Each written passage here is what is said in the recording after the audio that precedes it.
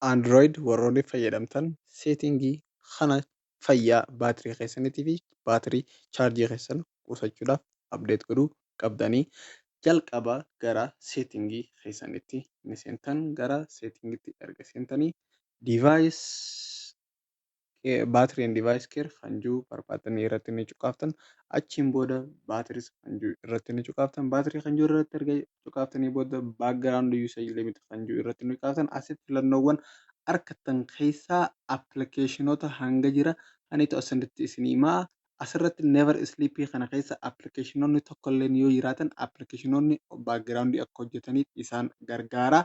Kana keessa aappii jiran remove gochuu qabdanii. Deep sleep keessatti aappii yeroo baay'ee daddabaluudha qabdanii appilikeeshinoota akka background hin hojjenneef isin gargaaraa jechuudha. Appilikeeshinoota gurguddaa bilbila keessan irraa qabdan deep sleep kanatti add akka gootaniif isin filadha. App sleeping app appilikeeshinoota isin yeroo dheeraa hin fayyadamin ammoo as keessatti isinii ba'a.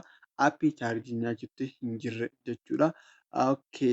San booda seetingii kanas yoo cufaa jiraate banuu qabdan. Put unusual apps to sleep appilikeeshinoota yeroo hedduu wanta hin goone akka background akka rafaniif jechuudha. Bakka karaa biraatiin afaan keenya atiif I hope viidiyoo kana akka jaalattan abdiin qaba. San boodallee asirra power saving mode kanneen kan jiran kanaa fi wantoota seetingiiwwan bilbiloonni version irratti seetingii dabalataa qaqqabaachuu danda'a. Background baatirii protect warroota qabdan akka ongotan recommend isiniif godha. Viidiyoo kanneen akkana argachuuf safe tech follow godhaa isiniin jedha. Bye bye.